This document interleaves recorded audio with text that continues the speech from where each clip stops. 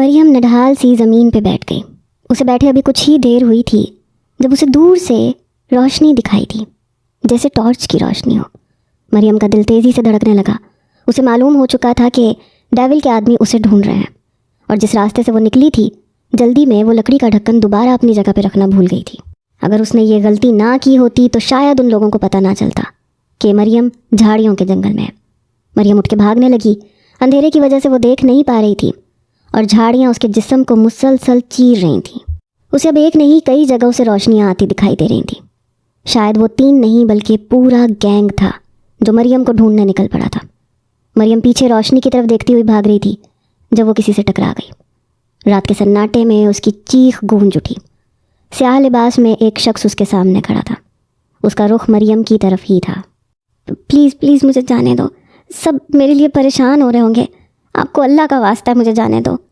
وہ اس کے سامنے ہاتھ جوڑتی ہوئی گڑ گڑا رہی تھی، مگر سامنے والے پہ اس کی باتوں کا اثر کہاں تھا۔ مریم کی چیخ سن کر بہت سے سیاہ لباس والے اشخاص وہاں پہنچ چکے تھے۔ اب مریم کا یہاں سے بچ کے نکلنا ناممکن ہو چکا تھا۔ وہ زمین پہ بیٹھی رو رہی تھی جب اس کے سامنے والا شخص اس کے قریب آیا۔ چلو ہمارے ساتھ، ڈیول تمہارا انتظار کر رہا ہے، وہ سرد آواز میں بولا۔ نہیں، میں واپس نہیں جاؤں گی، پلیز مجھ پہ رحم کریں، وہ اونچی آواز میں رونے لگی۔ اگر آج تم ڈیول کے سامنے نہیں پہنچی تو وہ ہر چیز تہس نہس کر کے رکھ دے گا۔ تم نے ابھی ڈیول کا اصلی روپ دیکھا نہیں ہے، مریم کے پیچھے کھڑا سیاہ لباس والا شخص غصے سے بولا تھا۔ گھر پہنچنے پہ ڈیول اسے کیا سزا دے گا یہ سوچ کر مریم کی کن پٹیوں سے پسینہ بہنے لگا۔ مریم کے نہ اٹھنے پہ سامنے والے لڑکے نے آگے بڑھ کے مریم کا بازو سختی سے پکڑا اور اسے کھڑا کیا۔ وہ تیز تیز قدموں سے چل رہا تھا اور مریم میں اتنی ہمت نہ تھی، اگلے ہی پل وہ بے ہوش ہو کے زمین پہ گر چکی تھی۔ مریم کو جب ہوش آیا تو وہ بیڈ پہ لیٹی ہوئی تھی۔ اس کا سر درد کی شدت سے پھٹ رہا تھا۔ ہمت کرتے ہوئے وہ اٹھ کے بیٹھی۔ بے ہوشی سے اٹھنے کی وجہ سے اسے کچھ یاد نہیں آ رہا تھا۔ جیسے جیسے اسے ہوش آتا گیا اسے سب یاد آ گیا، اس کا یہاں سے بھاگنا اور ناکام ہو جانا۔ مریم کی اچانک نظر اپنے کپڑوں پر پڑی تو یہ وہ کپڑے نہیں تھے جو مریم نے پہن رکھے تھے۔ اس کے کپڑے کس نے چینج کیے؟ یہ سوچ کر مریم کے لیے مرنے کا مقام ہو چکا تھا۔ میری، مریم کو ایک طرف سے آواز آئی۔ اس نے جلدی سے اس طرف دیکھا تو ڈیول کرسی پہ بیٹھا جھول رہا تھا۔ خوف سے مریم کا جسم کانپنے لگا۔ وہ آنکھیں کھولے ڈیول کو دیکھتی رہی۔ ڈیول کرسی سے اٹھ کے بیڈ کی طرف بڑھنے لگا۔ میری، کہاں گئی تھی؟ وہ مریم کے بالکل پاس بیٹھ کے بولا۔ خوف سے مریم کی آواز اس کے حلق میں اٹک گئی۔ بولو، وہ پھر سے بولا۔ مریم خاموش رہی۔ وہ کیا جواب دیتی؟ چاہے جو بھی کہتی، یہ بات تو ڈیول کو معلوم تھی کہ وہ یہاں سے بھاگنے کی کوشش میں نکلی تھی اور اس کی سزا آج اسے ہر حال میں ملنی تھی۔ کہیں نہیں، مریم نے کپکپاتی آواز میں کہا۔ ڈیول کے ہونٹوں پر شیطانی مسکراہٹ رونما ہوئی۔ اس نے مریم کے جھکے چہرے کو تھوڑی سے پکڑ کے اوپر کیا۔ مجھ سے بھاگنا چاہتی ہو میری؟ مریم جواب میں کچھ نہ بولی۔ وہ بس خوفزدہ ہو رہی تھی۔ کیوں نہ کچھ ایسا کروں کہ تمہیں بھاگنے کی ضرورت ہی نہ پڑے، وہ سرد آواز میں بولا۔ مجھے معاف کر دیں، آنکھوں میں آنسو لیے مریم گڑ گڑائی۔ تمہیں آج معاف کیا تو، اس نے مریم کے ایک رخسار سے آنسو صاف کیا، تم کل بھی بھاگنے کی کوشش کرو گی۔ پھر اس نے دوسرے رخسار سے آنسو صاف کیا۔ تو آپ مجھے سزا دیں گے؟ بالکل، ڈیول نے اس کی آنکھوں میں دیکھا۔ آج تمہاری وجہ سے ہمارا مشن کینسل ہو جانا تھا۔ اب میں تمہیں کسی اور کے بھروسے اکیلا نہیں چھوڑ سکتا، اس لیے سب کو وہاں بھیج کے خود تمہارے پاس ہوں، اپنی میری کے پاس۔ مریم خوفزدہ آنکھوں سے اسے دیکھ رہی تھی۔ میں نکاح کا انتظار نہیں کر سکتا، آج نہیں تو کل نکاح تو ہو ہی جائے گا۔ ابھی مجھے بس تمہیں اپنا بنانا ہے تاکہ یہاں سے جانے کی تمہاری تمام امیدیں ختم ہو جائیں۔ ایسا مت کریں پلیز، اس کی بات سے مریم مزید رونے لگی۔ تمہارا خوبصورت جسم تو میں دیکھ ہی چکا ہوں، تمہارے ہر زخم پر اپنے ہاتھوں سے مرہم لگایا ہے۔ اس کی بات پہ مریم نے اذیت سے آنکھیں بند کی تھیں۔ میرا خیال ہے اب تمہیں کوئی اعتراض نہیں ہونا چاہیے، اس نے مریم کے سنہری بالوں کو گردن سے پیچھے کیا۔ اپنی بے بسی پہ مریم کا دل چاہ رہا تھا چیخ چیخ کے روئے، نہ جانے اسے کس گناہ کی سزا مل رہی تھی۔ ڈیول نے اپنے ہونٹ مریم کی گردن پہ رکھے۔ مریم کو اس کے ہونٹ نہیں گرم لوہا محسوس ہو رہا تھا جو اس کے جسم کو پگھلا رہا تھا۔ گردن کا سفر طے کر کے डेविल उसकी थोड़ी को चूमता हुआ उसके होंठों तक पहुंचा। उसके लम्स में शिद्दत थी, जैसे वाकई ही वो मरियम को सज़ा दे रहा हो। कुछ देर बाद वो पीछे हुआ तो मरियम का होंठ खून से रसने लगा था। उसने अपने दोनों हाथों में मरियम का चेहरा लिया, उसके आंसू साफ किए। उसने नरमी से मरियम को बेड पे लिटाया और उस पे हावी हुआ। नहीं, मरियम इतनी आसानी से हार नहीं मान सकती। ये घटिया शख्स अपने गंदे इरादों में जीत नहीं सकता, मरियम ने दिल में सोचा, और एक वक्त के लिए वो अपने खौफ से बाहर निकली। डेविल उसकी गर्दन में अपना लम्स छोड़ने पे मसरूफ़ था। मरियम ने आसपास देखा, उसे साइड टेबल पे पड़ा कांच का गुलदान नजर आया। मरियम ने डेविल का साथ देना शुरू कर दिया। उसके बालों में हाथ फेरने लगी। वो उसे मदहोश करने की कोशिश कर रही थी। कुछ देर बाद वो डेविल के ऊपर हावी हुई। उसके होंठों को चूमते हुए मरियम ने एक हाथ में गुलदान उठाया। डेविल की आंखें बंद थीं। वो उसके लम्स से मदहोश हो चुका था। मरियम ने एक सेकंड ना ज़ाया करते हुए अपनी पूरी कुव्वत से उसके सर पे गुलदान मार दिया। डेविल ने इस खिलाफ तवक्को अमल पे अपनी आंखें फाड़ी। एक चीख के साथ मरियम नीचे उतरी।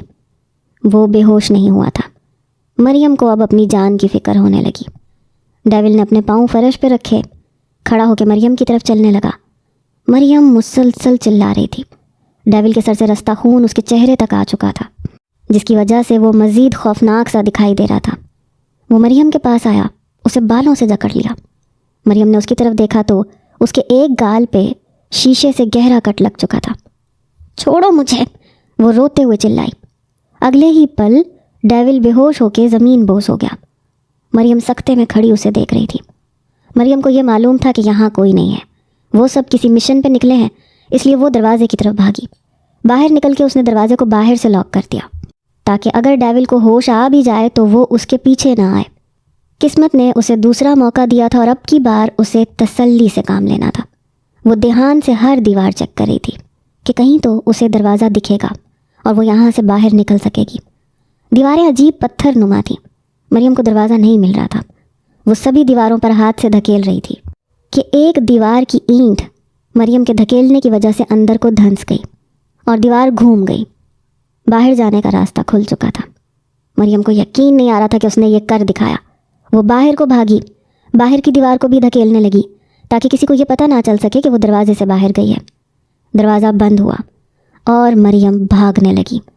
ये सूखे हुए दरख्तों का जंगल था, लेकिन यहाँ से दूर तक देखना आसान था। अब बस मरियम को सड़क की तलाश थी। वो अपनी मंजिल से दूर नहीं थी। परिंदों की चहचहाहट से अनायजा की आंख खुली तो उसकी नज़र पास सोए हुए रूहान पे पड़ी। उसने रूहान के बालों में उंगलियां फेरी तो रूहान की सब्ज़ आंखों के दरवाजे खुले। गुड मॉर्निंग, अनायजा ने मुस्कुराते हुए कहा। रूहान की नज़र बेड पे पड़ी डायरी की तरफ गई। ये क्या है? उसने बेसाख्ता पूछा। क्या? अनायजा ने पास बेड पे देखा। वो रात को डायरी पढ़ते पढ़ते सो गई थी, जिसकी वजह से वो डायरी को छुपा ना सकी। ये कुछ नहीं, स्टोरीज बुक है। उसने जल्दी से डायरी उठा के दराज में रख दी। रूहान को थोड़ा अजीब लगा क्योंकि उसे वो बुक काफ़ी खस्ता हाल और पुरानी सी लग रही थी। तो ऐसी बुक अनायजा के पास क्या कर रही है? मगर वो खामोश रहा। उठो, फ्रेश हो जाओ, अनायजा ने उसे कहा।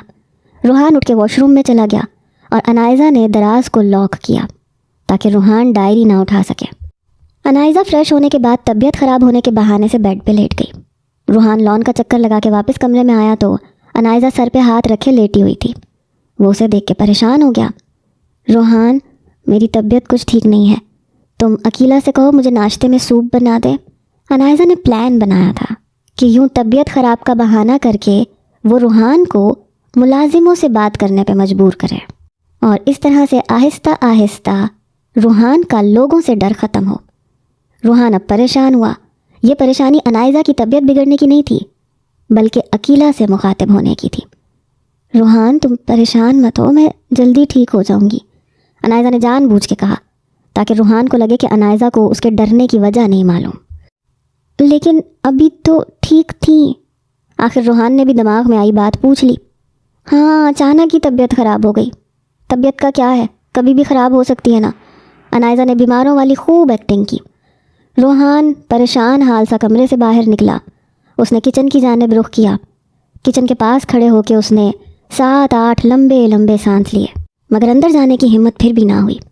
وہ تقریباً 26 سال کا تھا اور ان 26 سالوں میں اس نے ایک بار بھی عقیلہ یا شفیق سے بات نہیں کی تھی۔ عقیلہ انائزہ کو کھانے کا کہنے کے لیے کچن سے باہر نکلی جب سامنے روحان کو پریشان کھڑا دیکھ کے حیران ہوئی۔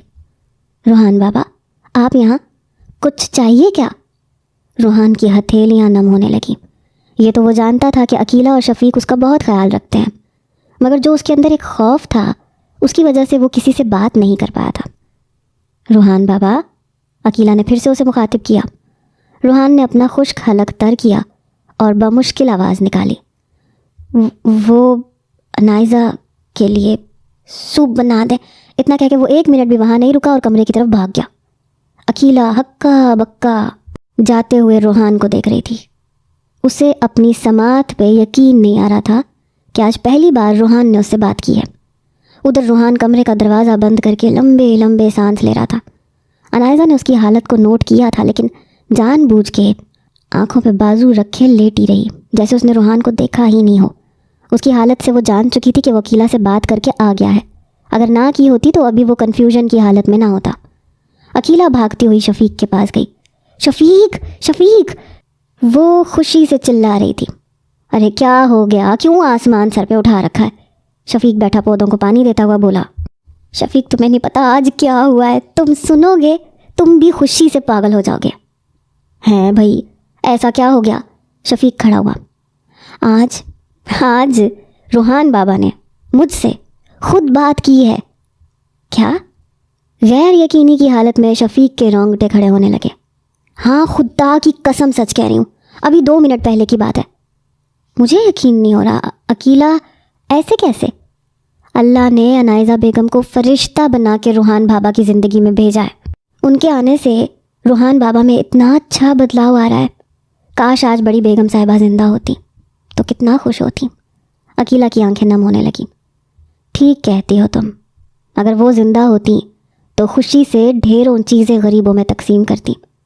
تو دیر کس بات کی ہے شفیق، ان کے حصے کا کام ہم کر دیتے ہیں۔ آج ہی غریب لوگوں میں اناج بانٹو۔ یہ نیک کام میں آج ہی کر دوں گا، ہاں انشاءاللہ۔ عقیلہ کمرے میں سوپ اور روحان کے لیے ناشتہ دے گئی تھی۔ روحان، انائزہ نے پکارا۔ روحان نے اس کی طرف دیکھا۔ مجھے سوپ پلا دو، چکر آ رہے ہیں، میں خود نہیں پی سکوں گی۔ کچھ سوچتے ہوئے روحان نے ہاتھ میں سوپ کا پیالہ لیا، اس کے پاس آ کے بیٹھا۔ انائزہ بیڈ سے ٹیک لگا کے بیٹھ گئی۔ اس نے چمچ بھر کے انائزہ کی طرف بڑھایا۔ انائزہ بڑے آرام سے سوپ پی رہی تھی۔ ایک ایک چمچ کر کے اس نے سوپ ختم کر لیا۔ روحان، ادھر سے صاف کر دو۔ انائزہ نے اپنے ہونٹ کی طرف اشارہ کیا جس پہ سوپ لگا تھا۔ روحان نے ٹیشو سے اس کا ہونٹ صاف کیا اور اٹھ گیا۔ جلدی ناشتہ کر لو، پھر مجھے لان میں لے جانا، فریش ایئر لینے کو دل چاہ رہا ہے۔ روحان ناشتہ کرنے کے لیے صوفے پہ آ کے بیٹھا۔ ایک نظر گلاس وال سے باہر کے منظر پہ ڈالی جہاں شفیق پودوں کا کام کرنے میں مصروف تھا۔ روحان معصوم آنکھوں کو موٹا کیے واپس انائزہ کی طرف دیکھنے لگا۔ انائزہ نے جلدی سے اپنا رخ سیدھا کیا۔ وہ روحان کے کمرے سے جانے کے بعد شفیق کو لان میں کام کرتا دیکھ چکی تھی۔ اب اس کے پلان کے مطابق روحان کو شفیق سے مخاطب کروانا تھا۔ روحان انائزہ کا ہاتھ پکڑے اسے لان میں لے کے آیا۔ آج موسم کافی خوشگوار تھا، دھوپ کے ساتھ سرد ہوائیں دل کو بھا رہی تھیں۔ وہ دونوں لکڑی کے جھولے پہ بیٹھے جو انائزہ نے کمرے کے فرنیچر کے ساتھ ہی ڈیلیور کروایا تھا۔ کتنا اچھا موسم ہے روحان، انائزہ نے آنکھیں بند کر کے لمبا سانس لیا۔ روحان خاموش رہا، لیکن ایک نظر انائزہ کی طرف ضرور دیکھا۔ کتنے اچھے پھول لگے ہوئے نا، اس نے لان میں لگے مختلف اقسام کے بے شمار پھولوں کی طرف دیکھ کے کہا۔ مجھے وہ والا توڑ کے دو۔ انائزہ نے چھوٹا مگر کھلا ہوا سفید پھول تھا اس کی طرف اشارہ کیا۔ روحان نے وہ سفید پھول توڑ کے انائزہ کو دے دیا۔ خوبصورت، انائزہ نے پھول کو بالوں میں اٹکا لیا جو روحان کو بہت اچھا لگا۔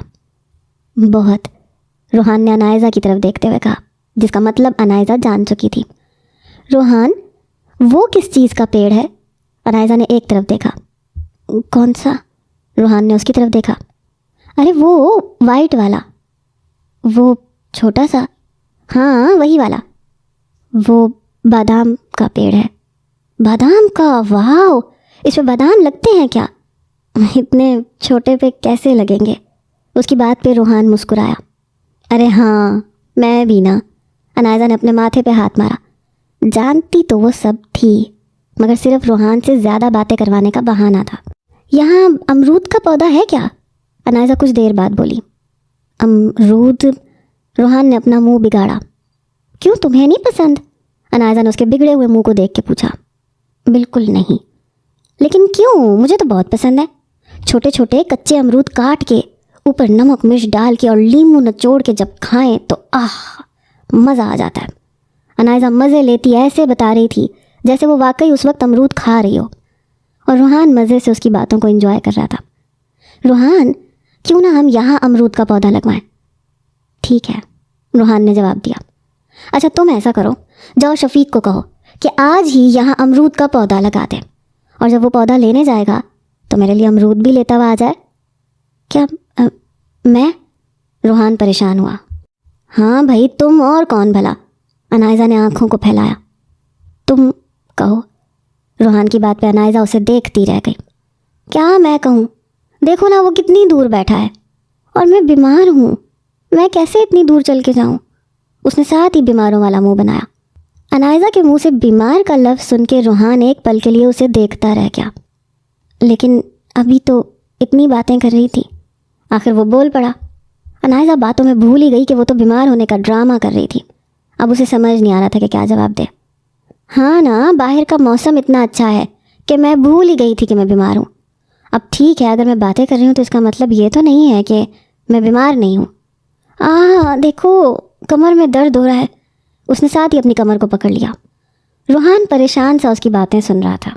उसे शक तो हुआ कि दाल में कुछ काला है, मगर वो मासूम उससे पूछ नहीं सका, इस डर से कि अगर वो वाकई बीमार हुई तो कहीं वो उससे खफा ना हो जाए। जाओ ना रूहान, उसे कहो ना। रूहान खड़ा हुआ। अब वो कभी शफीक की तरफ देख रहा था और कभी अनायज़ा की तरफ, कि शायद अनायज़ा उसे कह दे कि रहने दो, जाने दो। लेकिन अनायज़ा भी अनजान बनी अपनी कमर को पकड़े हुए बैठी रही। छोटे छोटे कदम उठाता वो शफीक के पास जाके खड़ा हुआ। शफीक खामोशी से अपने काम में मसरूफ़ था। रूहान को अब ये भी समझ में नहीं आ रहा था कि वो शफीक को क्या कह के पुकारे। उसने कभी उससे बात की हो तो बताओ।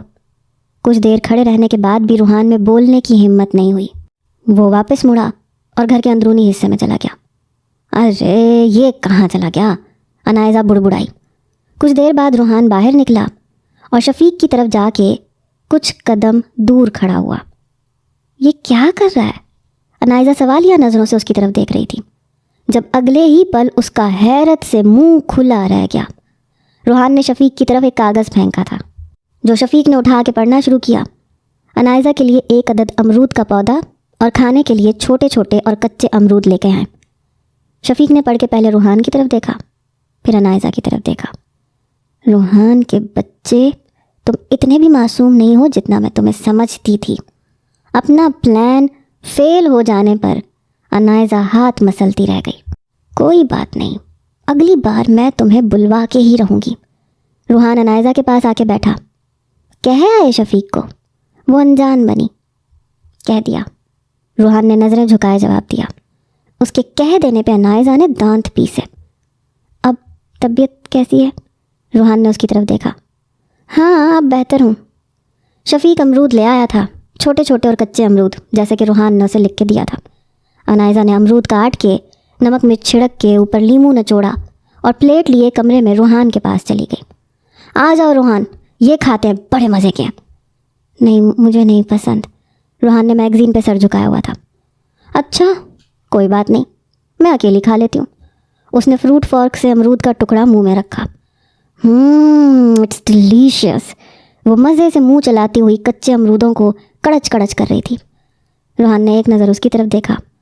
आखिर इसे इन कच्चे अमरूदों में क्या डिलीशियस लग रहा है? वो एक के बाद एक टुकड़ा उठाती हुई प्लेट खाली करने में मसरूफ़ थी। अब रूहान का भी दिल करने लगा कि ये डिलीशियस चीज़ चेक करके तो देखे कैसी है। वो खिसक के अनायज़ा के करीब हो गया, जिससे अनायज़ा समझ गई कि वो क्या चाहता है। उसने फ़ॉर्क में अमरूद का टुकड़ा अटका के रूहान की तरफ बढ़ाया। अब देखना तुम्हें ये कितना टेस्टी लगेगा, अनायज़ा मज़े से बोल रही थी। रूहान ने टुकड़ा मुंह में लिया और चबाने लगा। अब उसके मुंह से भी अनायज़ा की तरह कचड़ कचड़ की आवाज़ें आ रही थीं। अनायज़ा गौर से उसकी तरफ देख रही थी ताकि रूहान के फेस रिएक्शन से मालूम हो सके कि उसे अमरूद कैसे लगे। रूहान वो टुकड़ा खाने के बाद वापस अपनी जगह पे आ गया। ہیں کیا ہوا؟ اچھا نہیں لگا کیا؟ انائزہ حیران ہوئی۔ لڑکیوں کے کھانے والی چیز ہے، روحان نے پھر سے میگزین کھولتے ہوئے کہا۔ اس کی بات پہ کمرے میں انائزہ کا کہا گونجا۔ رات کو سونے کے وقت انائزہ نائٹ ڈریس پہنے واش روم سے باہر آئی۔ روحان اوپر کمفرٹر لینے لگا تھا جب اس کی نظر انائزہ کے ڈریس پہ پڑی۔ وائٹ کلر کا ملائم چمکتا ہوا ڈریس جو اس کے گھٹنوں تک تھا۔ روحان نے اسے ایسے ڈریس میں دیکھ کر فوراً سے نظروں کا رخ بدلا اور کمفرٹر میں گھس گیا۔ انائزہ ڈریسنگ ٹیبل کے آگے کھڑی ہوئی، ہاتھوں پہ لوشن لگانے لگی۔ وہ ابھی بھی روحان کی طرف دیکھ رہی تھی۔ فارغ ہونے کے بعد وہ روحان کی طرف آئی، کمفرٹر اٹھائے لیٹنے لگی۔ روحان ایک دم اچھل کے بیٹھ گیا۔ تم یہاں کیوں لیٹ رہی ہو؟ یہ میری جگہ ہے، میرا کمفرٹر ہے۔ انائزہ نے اس کا بوکھلایا ہوا لہجہ نوٹ کیا تھا۔ تو کیا ہو گیا؟ ہسبینڈ ہو تم میرے، کیا میں تمہارے کمفرٹر میں نہیں سو سکتی؟ انائزہ نے معصوم سا منہ بنایا۔ ٹھیک ہے سو جاؤ۔ روحان کے اتنی آسانی سے ماننے پہ انائزہ کو شوق لگا، لیکن اگلے ہی پل اسے دوسرا شوق لگا۔ روحان بڑے آرام سے انائزہ کے کمفرٹر میں گھس چکا تھا۔ آج تو تمہیں نہیں چھوڑوں گی، انائزہ نے دل میں کہا اور اس کی طرف بڑھی۔ روحان کو جیسے ہی شک ہوا کہ انائزہ اس کی طرف آ رہی ہے تو اس نے دونوں سائڈوں سے کمفرٹر کو اپنے نیچے دبا لیا۔ یہ دیکھ کے انائزہ کا منہ کھلے کا کھلا رہ گیا۔ واہ، اتنا تو بیویاں بھی اپنے شوہروں سے نہیں چھپتی ہوں گی جتنا میرا شوہر مجھ سے چھپتا ہے۔ انائزہ منہ ہی منہ میں بڑبڑائی، جو کہ کچھ حد تک روحان کو سمجھ آ چکا تھا، مگر اس پہ اثر پھر بھی نہیں ہوا۔ انائزہ نے اسے سر سے پاؤں تک دیکھا تو پاؤں والی سائڈ سے کمفرٹر تھوڑا ڈھیلا تھا۔ وہ لب دانتوں تلے دباتی اس سائڈ سے آئی اور کمفرٹر اٹھا کے اندر گھسنے لگی۔ اس کی اس حرکت پہ روحان کی سبز آنکھیں پھیلیں۔ انائزہ کھسکتی ہوئی اس کے سینے تک پہنچ چکی تھی۔ اب اس کا چہرہ روحان کے چہرے کے مقابل تھا۔ کیا ہے؟ روحان ہمت کر کے بولا۔ تم سے پیار ہے۔ انائزہ بھی بے شرموں کی سردار بنی۔ اس کی بات پہ روحان نے آنکھیں مزید موٹی کی۔ سونا ہے مجھے تو سو جاؤ، میں نے کب کہا کہ مت سو؟ تم پیچھے ہٹو۔ کیوں؟ میں سوؤں گا کیسے؟ جیسے سوتے ہیں ویسے، انائزہ وہ تنگ آ کے بولا۔ ہائے بولو انائزہ کی جان، اس نے روحان کو آنکھ مار کے کہا۔ روحان کا چہرہ سرخ ہونے لگا، جو دیکھ کے انائزہ بہت انجوائے کر رہی تھی۔ پلیز سونے دو۔ ٹھیک ہے، ایک شرط پہ۔ وہ کیا؟ روحان نے اس کی طرف دیکھا۔ پہلے میرے ساتھ ڈانس کرو۔ ڈانس؟ مجھے ڈانس نہیں آتا۔ کوئی بات نہیں، میں سکھا دوں گی۔ اس نے کمفرٹر اتارا اور بیڈ سے نیچے اتری۔ روحان منہ بناتا ہوا اٹھ کے کھڑا ہوا۔ انائزہ نے موبائل پہ انگلش سانگ لگایا اور روحان کا ہاتھ پکڑے کھلی جگہ پہ آئی۔ روحان کا ایک ہاتھ اپنی کمر پہ رکھا، دوسرے میں اپنا ہاتھ دیا۔ اس کے کندھے پہ ہاتھ رکھ کے اس نے ڈانس کرنا شروع کیا۔ روحان بھی اسے دیکھتا ہوا ویسے ہی کر رہا تھا۔ میری آنکھوں میں دیکھو۔ روحان نیچے پاؤں کی طرف دیکھ رہا تھا جب انائزہ نے کہا۔ اس نے اپنی نظروں کا رخ انائزہ کی طرف کیا۔ کچھ دیر وہ یوں ہی ایک دوسرے کی طرف دیکھتے ہوئے ڈانس کرتے رہے۔ انائزہ نے محسوس کیا کہ روحان نے بے خودی میں اس کی کمر کو دبایا ہے۔ انائزہ کا ہاتھ اس کے کندھے سے گردن تک آ چکا تھا۔ وہ اس کے مزید قریب ہو گئی۔ اگلے ہی پل وہ اس کے سینے سے لگی اور اپنی گرفت کو سخت کیا۔ جذبات روحان پہ بھی حاوی ہوئے۔ اس نے انائزہ کی کمر میں بازو ڈال کے اسے دبا لیا۔ روحان نے پہلی بار رد عمل دیا تھا۔ انائزہ کا دل دھڑکنے لگا۔ اس نے روحان کی گردن پہ ہونٹ رکھے۔ سانگ ختم ہونے پہ روحان کو ہوش آیا۔ ہو گیا ڈانس۔ اس نے انائزہ کو خود سے الگ کیا۔ انائزہ کو اس کی یہ حرکت بالکل بھی اچھی نہیں لگی۔ سو جاؤ، وہ اپنی جگہ پہ آ کے بیٹھ گئی۔ روحان خاموشی سے اپنی جگہ پہ آ کے لیٹ گیا۔ یہ عجیب سے جذبات وہ سمجھ نہیں پا رہا تھا۔ کمرے کی لائٹ آف کر دی گئی تھی۔ کچھ دیر تک روحان سو چکا تھا اور انائزہ کروٹیں بدل رہی تھی۔ ایک تو روحان اس کا موڈ خراب کر کے خود سکون کی نیند سو رہا تھا۔ انائزہ کو اس پہ شدید غصہ آ رہا تھا۔ آدھا گھنٹہ کروٹیں بدلنے کے بعد انائزہ چپکے سے اٹھی اور لیمپ آن کیا، دراز کھولی اور ڈائری نکالی اور پڑھنا شروع کی۔ ماضی۔ تقریباً فجر کا وقت تھا جب مریم سوکھے جنگل میں بھاگ رہی تھی۔ اندھیرے میں ہلکی سی روشنی شامل تھی۔ مریم راستہ دیکھ سکتی تھی۔ وہ ایک جگہ سانس لینے کے لیے رکی جب اسے بہت سی آہٹیں سنائی تھیں۔ وہ جلدی سے ایک درخت کے پیچھے چھپ گئی۔ اس نے دیکھا کہ سیاہ لباس والے 5-6 آدمی ہاتھوں میں کلہاڑیاں لیے چل رہے تھے۔ مریم کو یہ پہچاننے میں دیر نہیں لگی کہ وہ ڈیول کے آدمی ہیں، لیکن اگلا منظر دیکھ کر اس کے پاؤں تلے سے زمین کھسک گئی۔ ان کے پیچھے آنے والے انہی جیسے تقریباً 10 سیاہ لباس والے شخص تھے، اور ہر ایک شخص کے کندھے پہ ایک جوان لڑکی تھی جنہیں شاید انہوں نے بے ہوش کر رکھا تھا۔ مریم کو یاد آیا ڈیول کسی مشن کی بات کر رہا تھا۔ اس نے اپنے منہ پہ چیخ نکلنے کے ڈر سے سختی سے ہاتھ رکھا۔ وہ خوف سے کانپ رہی تھی۔ ان سب کے گزرنے کے بعد مریم درخت کی آڑ سے باہر آئی۔ اب اسے صحیح راستہ بھی معلوم ہو چکا تھا، کیونکہ جہاں سے وہ سب آ رہے تھے یقیناً وہی راستہ سڑک تک جاتا تھا۔ مریم نے بھاگنا شروع کیا اور پیچھے مڑ کے بھی نہیں دیکھا۔ دن کی روشنی بڑھتی جا رہی تھی، جس کی وجہ سے اسے راستہ دیکھنے میں کافی آسانی ہو رہی تھی۔ کچھ دیر تک اس کے سامنے سڑک تھی۔ خوشی سے مریم کی آنکھوں میں آنسو آنے لگے۔ وہ سڑک کی طرف بھاگی۔ ان کے سر کا زخم بالکل ٹھیک ہو چکا ہے۔ آج میں انہیں ڈسچارج کر رہا ہوں، آپ انہیں گھر لے جا سکتے ہیں، ڈاکٹر نے کمال صاحب سے کہا۔ مگر ڈاکٹر، میرا بیٹا کب تک ہوش میں آ جائے گا؟ کمال صاحب کو ارسم کے کوما میں ہونے کی وجہ سے شدید پریشانی تھی۔ دیکھیے، ہم اس بارے میں کچھ نہیں کہہ سکتے۔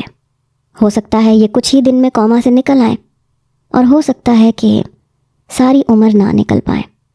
بس آپ دعا کرتے رہیں، باقی جو اللہ کو منظور۔ ڈاکٹر اپنی بات کر کے جا چکا تھا، لیکن کمال صاحب کو پریشان کر گیا تھا۔ آپ ہی کہاں چلی گئیں آپ؟ میں کتنا یاد کرتی ہوں آپ کو۔ شہزادی مریم کی تصویر کو دیکھ کے رو رہی تھی۔ یا اللہ، میری آپی کی حفاظت کرنا۔ اس نے مریم کی تصویر کو سینے سے لگایا۔ دروازہ کھٹکنے کی زوردار آواز نے شہزادی کی توجہ لی۔ اتنی صبح صبح کون آ گیا؟ وہ آنکھیں صاف کرتی ہوئی کمرے سے باہر نکلی۔ اس نے جیسے ہی دروازہ کھولا، سامنے والے شخص کو دیکھ کر اس کا جسم ساکت ہو گیا۔ وہ بے یقینی کی حالت میں اسے دیکھتی رہی۔ شہزادی، مریم نے روتے ہوئے اسے پکارا تھا۔ آپی! ہوش آنے پہ شہزادی بھاگ کے اس کے گلے لگی۔ وہ دونوں بلند آواز سے رو رہی تھیں۔ کمرے میں بیٹھے جمال صاحب اور صفیہ بیگم پریشانی سے باہر بھاگے۔ کہاں چلی گئی تھیں آپ آپی؟ شہزادی ہچکیاں لیتے ہوئے رو رہی تھی۔ مریم کی نظر اپنے ماں باپ پہ پڑی۔ وہ شہزادی سے الگ ہوئی اور ان کی طرف بھاگی۔ امی جان! وہ روتی ہوئی ان کے سینے سے لگ گئی۔ صفیہ بیگم کو یقین ہی نہیں آ رہا تھا کہ ان کی بیٹی مریم، جس کے لیے وہ دن رات دعائیں مانگ رہی تھیں، آج وہ ان کے سامنے کھڑی ہے۔ مریم! انہوں نے مریم کو خود سے الگ کر کے اس کی طرف دیکھا، جیسے یقین کرنا چاہ رہی ہوں کہ کیا واقعی وہ مریم ہے۔ وہ بے یقینی سے اس کا چہرہ چھو کے دیکھ رہی تھیں۔ مریم، میری بچی! یقین آنے پہ وہ دیوانہ وار مریم کا منہ چومنے لگی۔ جمال صاحب بے بس سے ٹوٹے ہوئے باپ کی طرح سر جھکائے کھڑے تھے۔ ابو جان! مریم نے انہیں پکارا۔ جمال صاحب چہرے پہ ہاتھ رکھ کے رونے لگے۔ مریم نے آگے بڑھ کے ان کے چہرے سے ہاتھ ہٹایا۔ ابو جان مت روئیں، وہ روتے ہوئے بولی۔ جمال صاحب نے اپنی بیٹی کو سینے سے لگا لیا۔ ان کے رونے کی آواز بلند ہو چکی تھی۔ مریم نے نہا کر کپڑے تبدیل کیے اور شہزادی نے اس کے زخموں پہ مرہم لگایا۔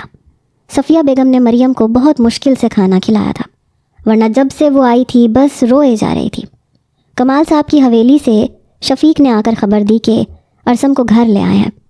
جمال صاحب کمرے میں داخل ہوئے اور بتایا، ابو جان مجھے بھی ارسم کے پاس لے چلیں۔ مریم نے پھر سے رونا شروع کر دیا۔ لیکن مریم، تم اپنی حالت تو دیکھو، تم بیمار ہو، اور ابھی تو ہم سب نے تمہیں جی بھر کے دیکھا بھی نہیں ہے۔ ابھی یہیں رہو ہمارے پاس، صفیہ بیگم نے کہا۔ امی، میرا جانا بہت ضروری ہے، بلکہ آپ سب بھی میرے ساتھ چلیں اور وہیں پہ رہیں۔ یہاں آپ سب محفوظ نہیں ہیں، کبھی بھی کچھ بھی ہو سکتا ہے۔ جمال صاحب نے صفیہ بیگم کو مریم سے سوال جواب کرنے سے روک دیا تھا، کیونکہ مریم کی جو حالت تھی، ابھی اسے کسی قسم کے سوال کر کے وہ اسے مزید پریشان اور خوفزدہ نہیں کرنا چاہتے تھے۔ لیکن آپی، یہاں ہمیں خطرہ کیسے ہو سکتا ہے؟ شہزادی نے کہا۔ مریم کو یاد آیا کہ راحیل شہزادی کو بھی پھنسانے کے چکر میں تھا۔ یہ سوچ کے اس کی پریشانی میں اضافہ ہوا۔ امی جان، ابھی اور اسی وقت آپ سب میرے ساتھ چچا جان کے گھر چلیں۔ ہم یہاں محفوظ نہیں ہیں، وہ مجھے ڈھونڈتے ہوئے یہاں ضرور آئے گا۔ کون آئے گا؟ جمال صاحب نے پوچھا۔ وہ راب۔ مریم کچھ سوچتے ہوئے خاموش ہوئی۔ ابو جان، آپ میری بات مانیں، ابھی اٹھیں، چچا جان کے گھر چلتے ہیں۔ وہ پھر سے رونے لگی۔ اچھا تم رو نہیں، ہم ابھی چلتے ہیں۔ کمال صاحب اور دردانہ بیگم سے ملنے کے بعد مریم ارسم کے کمرے میں داخل ہوئی۔ وہ بیڈ پہ آنکھیں بند کیے لیٹا تھا۔ مریم کو کمال صاحب نے بتا دیا تھا کہ ارسم کے سر میں گہری چوٹ لگنے کی وجہ سے وہ کوما میں جا چکا ہے۔ وہ بیڈ پہ اس کے قریب بیٹھی۔ ارسم، ایک سسکی کے ساتھ مریم نے اس کا نام پکارا۔ اس نے ارسم کا ہاتھ پکڑ کے چوم لیا۔ اس کی سسکیاں ارسم کی سماعت میں پڑ رہی تھیں، مگر وہ ہوش کی دنیا سے بے خبر تھا۔ ارسم مجھے معاف کر دیں، وہ روتے ہوئے بولی۔ مجھے معاف کر دیں، میری وجہ سے آج آپ اس حال میں ہیں۔ اس نے ارسم کے بالوں میں ہاتھ پھیرا۔ اسے یوں محسوس ہو رہا تھا جیسے ارسم ابھی آنکھیں کھولے گا اور اسے سینے میں چھپا کے اسے محفوظ کر لے گا۔ وہ اس کا ہاتھ پکڑ کے رو رہی تھی جب باہر سے راہیل کی آواز سنائی دی۔ وہ بھاگتی ہوئی کمرے سے باہر نکلی۔ کیا واقعی تایا جان بھابھی آ گئی ہیں؟ وہ ٹھیک تو ہے نا؟ راہیل جمال صاحب سے بات کر رہا تھا۔ مریم کی طرف اس کی کمر تھی۔ راہیل! مریم اتنی زور سے چلائی کہ سبھی اس کی طرف متوجہ ہوئے۔ میں تمہیں جان سے مار دوں گی۔ وہ اس کی طرف بھاگی اور اسے کندھے سے پکڑ کے اس کا رخ اپنی طرف کیا۔ اگلے ہی پل مریم کے سر پر ساتوں آسمان ایک ساتھ ٹوٹ پڑے۔ راہیل کے سر اور چہرے پہ زخم تو کیا، ایک کھرونچ کا بھی نشان نہیں تھا۔ نہیں، ایسا کیسے ہو سکتا ہے؟ مریم بے یقینی کی حالت میں اس سے دور ہوئی۔ کیا ہوا مریم؟ کیوں راہیل کے ساتھ ایسا رویہ کیوں کر رہی ہو؟ صفیہ بیگم بولی۔ یہ راہیل نہیں، یہ تو بھابھی آپ ٹھیک تو ہیں؟ اتنی حیران کیوں ہیں؟ مریم بول رہی تھی جب راہیل نے اس کی بات کاٹ دی۔ تم راہیل نہیں ہو، بتاؤ سب کو۔ وہ بے یقینی سے اپنے بالوں میں ہاتھ پھیر رہی تھی۔ ایسا کیسے ہو سکتا تھا؟ اس کا چہرہ بالکل ڈیول جیسا تھا، مگر وہ راہیل تھا۔ ابھی رات کو تو وہ ڈیول کو زخمی کر کے آئی تھی، مگر راہیل تو بالکل ٹھیک تھا۔ تم راہیل ہو نا؟ مریم اس کشمکش میں الجھ کے رہ گئی۔ ہاں بھابھی میں راہیل ہوں، کیا ہو گیا آپ کو؟ راہیل اس کے رویے پہ پریشان ہونے لگا۔ آپ کو کیا ہو گیا ہے؟ یوں پاگلوں والی حرکتیں کیوں کر رہی ہیں؟ شہزادی مریم کو دیکھ کے رونے لگی۔ تم اندر چلو، آج کے بعد تم کمرے سے نکلی نا تو مجھ سے برا کوئی نہیں ہوگا۔ وہ شہزادی کا ہاتھ پکڑ کے کمرے کی طرف لے جانے لگی۔ آپ کو کیا ہو گیا ہے؟ شہزادی اب صحیح معنوں میں رونے لگی تھی۔ سارے گھر والے مریم کی باتوں اور اس کی پاگلوں جیسی حرکتوں پہ منہ کھولے اسے دیکھ رہے تھے۔ مریم نے شہزادی کو کمرے میں بند کر کے باہر سے لاک کر دیا۔ آپ ہی دروازہ کھولیں، کیا ہو گیا آپ کو؟ شہزادی مسلسل دروازہ کھٹکھٹا رہی تھی۔ صفیہ بیگم پریشانی سے جمال صاحب کی طرف دیکھنے لگی۔ جمال، ہماری بیٹی کو کیا ہو گیا ہے؟ جمال صاحب خود پریشانی اور حیرت کی ملی جلی کیفیت میں ساکت کھڑے تھے۔ مریم بیٹا، شہزادی کو کیوں کمرے میں بند کیا ہے؟ آخر دردانہ بیگم نے پوچھا۔ چچی جان، شہزادی کو بھی لے جائے گا وہ، اس لیے میں نے اسے یہاں بند کر دیا ہے۔ اب میری بہن محفوظ ہے۔ مریم کی آنکھوں سے آنسو بہہ رہے تھے، مگر اس کا چہرہ بے تاثر تھا۔ لیکن کون لے جائے گا؟ دردانہ بیگم پریشان ہونے لگی۔ وہ نہیں، یہ اس نے راہیل کی طرف اشارہ کیا۔ سب راہیل کی طرف دیکھنے لگے۔ مریم، کیا کہہ رہی ہو تم؟ یہ راہیل ہے، یہ ایسا کیوں کرے گا؟ صفیہ بیگم بولی۔ امی، یہ راہیل نہیں ہے۔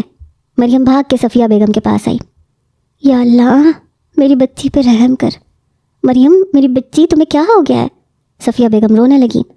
صفیہ، مریم کو کمرے میں لے کے جاؤ، جمال صاحب بولے۔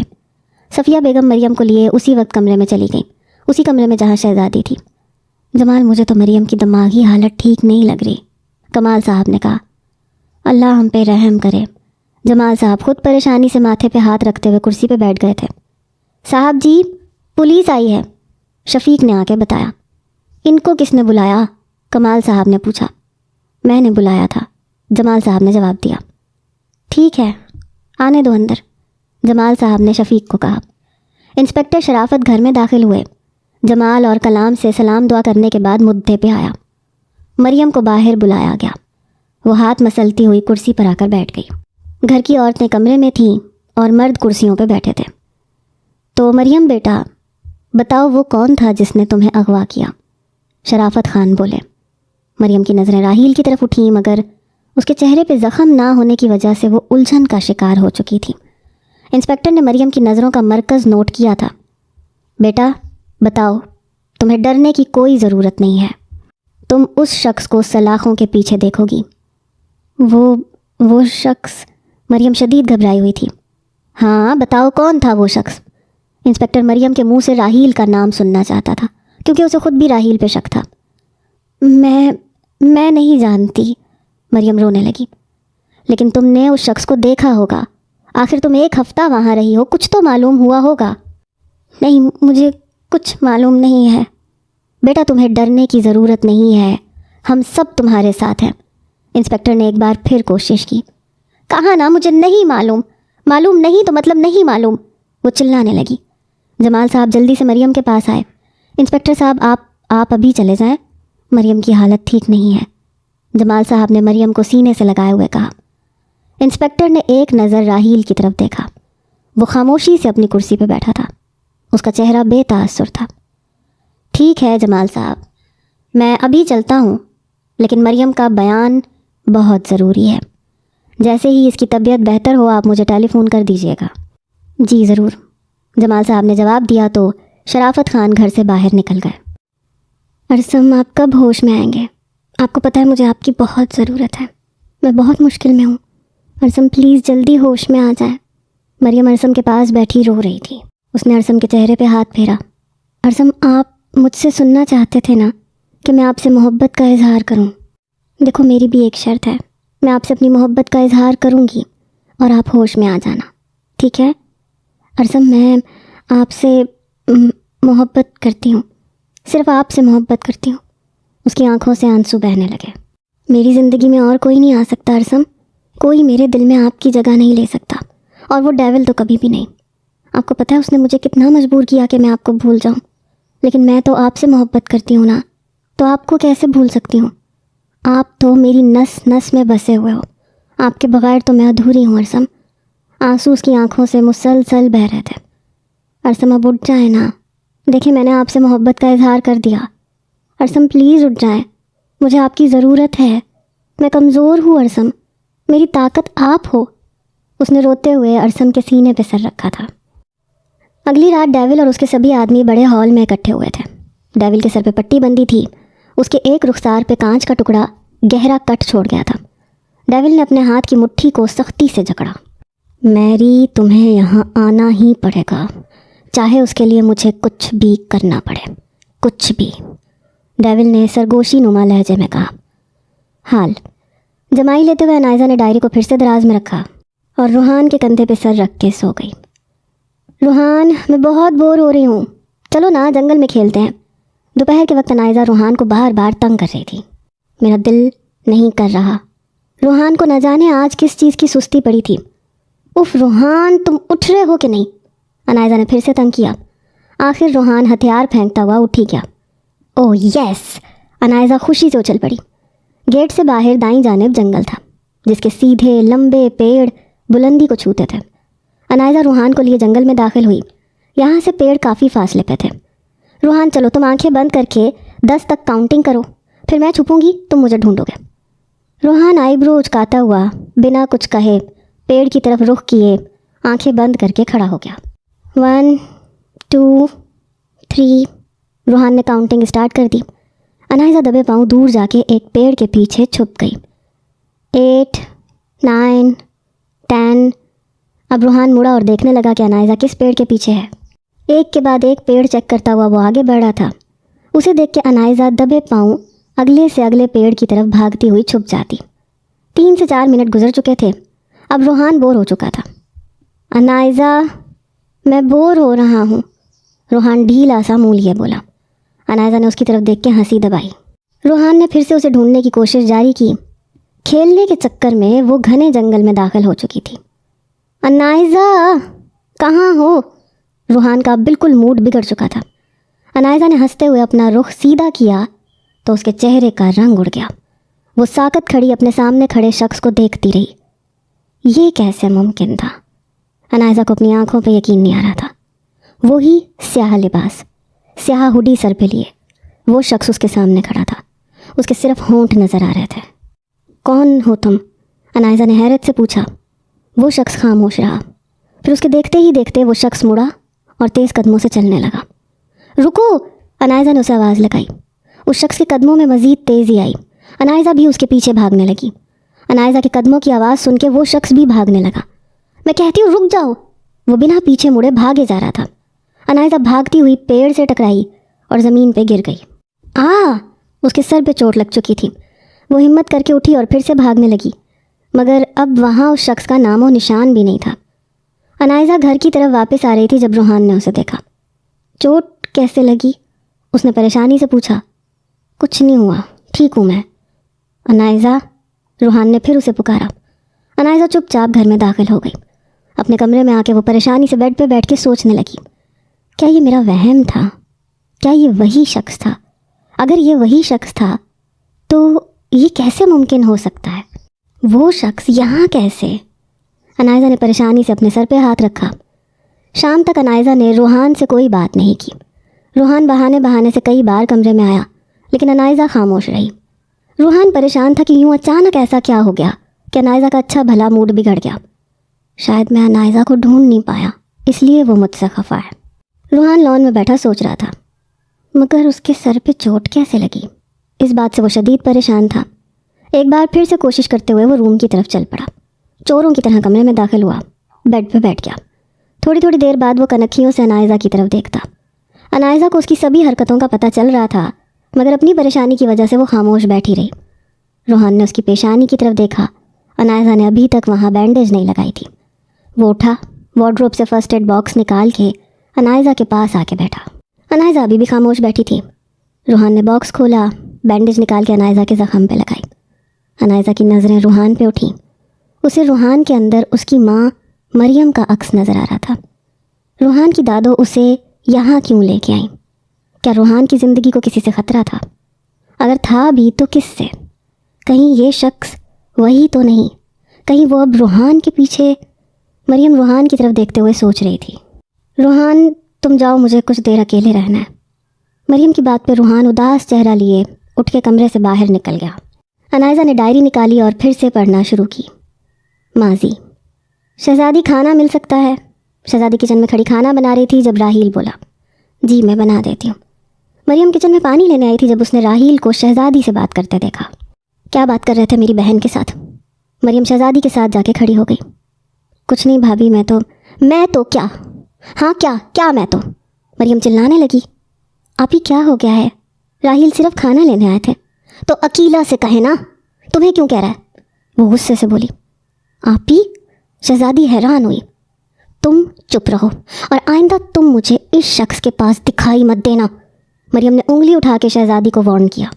और तुम? अब उसकी उंगली राहील की तरफ उठी। तुम आइंदा मेरी बहन के करीब भी नज़र आए ना तो अच्छा नहीं होगा, समझ आई तुम्हें? वो चिल्लाई। क्या हो गया है, क्यों चिल्ला रहे हो सब? दुर्दाना बेगम किचन में दाखिल हुई। चची जान, इस शख्स को घर से निकाल दे वरना सब पछताएंगे। मरियम बुखलाई हुई थी। मरियम बेटा, तुम्हारी तबीयत ठीक नहीं है, तुम आराम करो।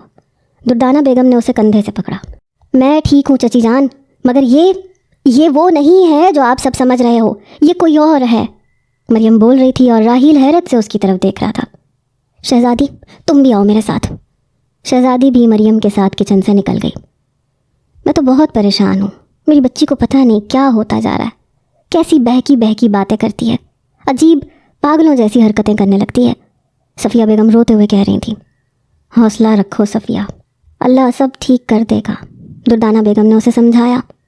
जमाल भाई, मरियम ने इंस्पेक्टर को भी कुछ नहीं बताया। आखिर वो वहाँ 1 हफ्ता रह चुकी है, उसे कुछ तो मालूम हुआ होगा, उन लोगों को देखा होगा, उनसे बात की होगी, लेकिन वो ना जाने क्यों कुछ नहीं बता रही। कमाल भाई ने कहा। मुझे तो ये समझ नहीं आ रही कि वो राहील के बारे में ना जाने क्या क्या बोल रही है। दुर्दाना बेगम ने कहा। ना जाने उसे क्या हो गया है, कौन सा राज दिल में छुपाए बैठी है जो अंदर ही अंदर उसे खाए जा रहा है। सफ़िया बेगम फिर से रोने लगी। हमें उससे पूछना होगा कि आखिर ऐसा क्या हुआ है जिसका असर उसके दिमाग पे भी पड़ा है। रात के वक्त मरियम अरसम के साथ बेड पर और उसी के कमरे में एक साइड पे शहज़ादी चारपाई पे सो रही थी। मरियम किसी भी सूरत अरसम और शहज़ादी को खुद से दूर नहीं करना चाहती थी। مریم سو رہی تھی جب ایک لفظ اس کی سماعت میں پڑا، میری۔ مریم ایک دم سے اٹھ بیٹھی، اپنے آس پاس دیکھنے لگی۔ اس نے سونے سے پہلے لائٹ آف نہیں کی تھی تاکہ رات کو اسے ڈر نہ لگے۔ مریم نے ارسم کی طرف دیکھا، وہ ساکت لیٹا ہوا تھا۔ پھر اس نے شہزادی کی طرف دیکھا، وہ سو رہی تھی۔ مریم اسے اپنا وہم سمجھ کے لیٹ گئی۔ کچھ دیر لیٹے رہنے کے بعد اسے پھر سے آواز آئی، میری۔ مریم جھٹ سے آنکھیں کھول کے اٹھی۔ اب اسے معلوم ہو چکا تھا یہ اس کا وہم نہیں ہے، یہ حقیقت ہے۔ تو کیا ڈیول اس وقت یہاں موجود تھا؟ یہ سوچ کے خوف سے اس کا جسم کانپنے لگا۔ وہ بے آواز قدموں سے اٹھی اور دروازے کا لاک چیک کیا، کھڑکی کو لاک لگایا، پھر واپس اپنے بستر پر آئی۔ اب مریم کی آنکھوں پہ نیند حرام ہو چکی تھی۔ اس نے باقی کی ساری رات جاگ کے گزاری۔ جیسے ہی صبح ہونی شروع ہوئی، مریم پہ نیند کا غلبہ طاری ہوا۔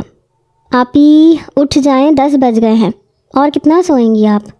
شہزادی پورے آدھے گھنٹے سے بار بار مریم کو جگانے کے لیے کمرے میں آ چکی تھی۔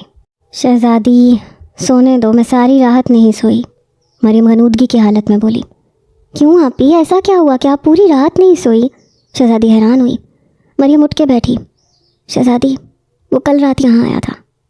وہ کون آپی؟ وہ ڈیول۔ ڈیول؟ مگر وہ کون ہے؟ راہیل۔ کیا راہیل؟ آپ کیا کہہ رہی ہیں؟ نہیں، راہیل نہیں ہے وہ راہیل جیسا ہے۔ کیا مطلب راہیل جیسا ہے؟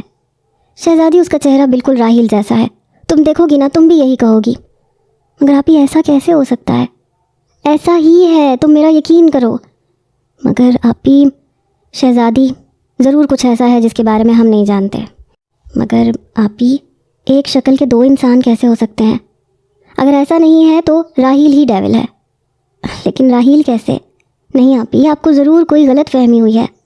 مجھے کوئی غلط فہمی نہیں ہوئی شہزادی، وہ بالکل راہیل جیسا ہے۔ اوہ میرے خدایا، آپی آپ آرام کرو، آپ کو آرام کی ضرورت ہے۔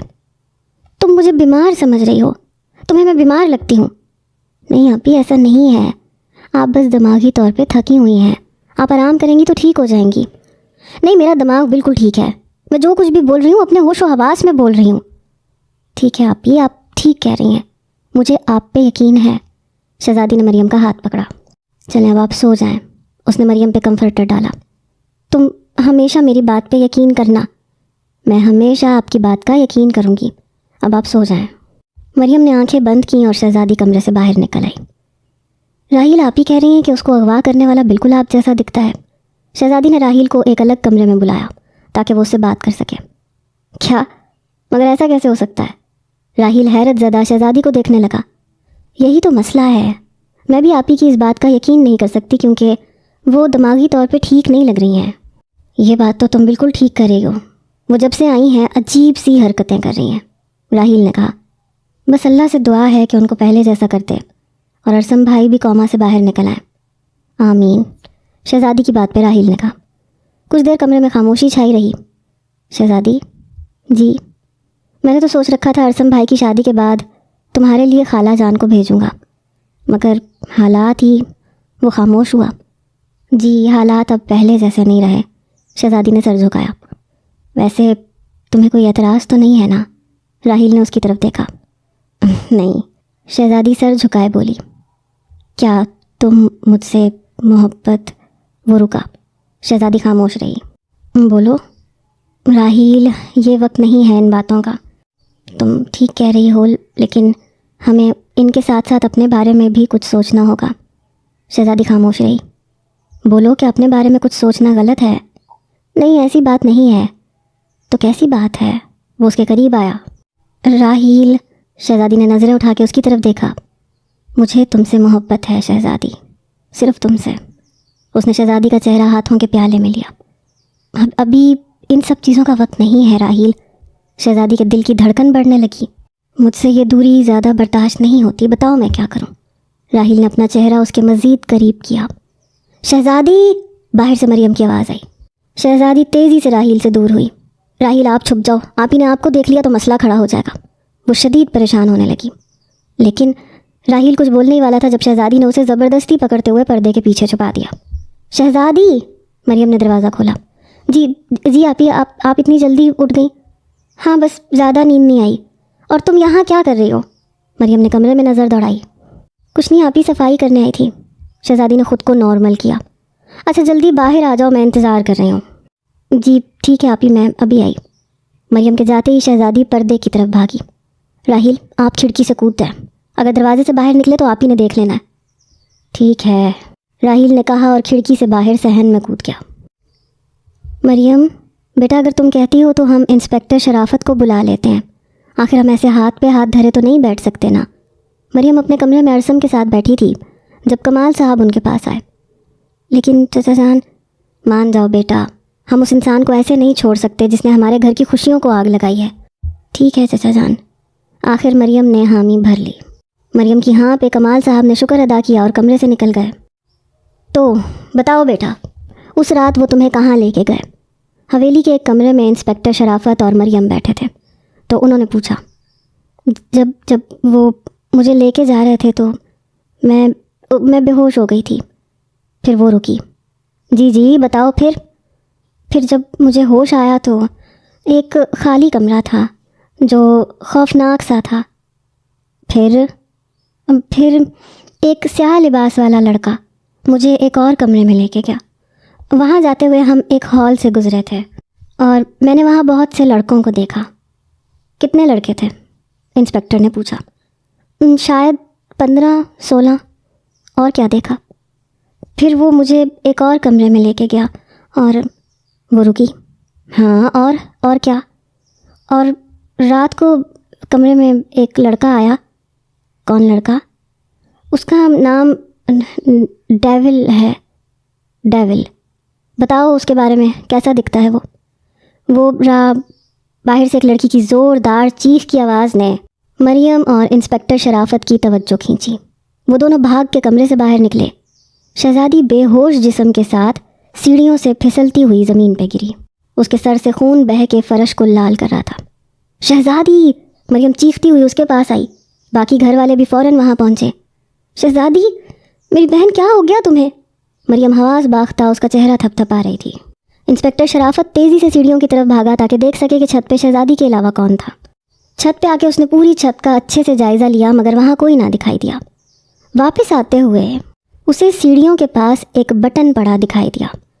اس نے وہ بٹن اٹھایا، گھما کے دیکھنے لگا۔ جلدی گاڑی نکالو، اسے ابھی ہسپتال لے کے جانا ہے، جمال صاحب اونچی آواز میں چلائے۔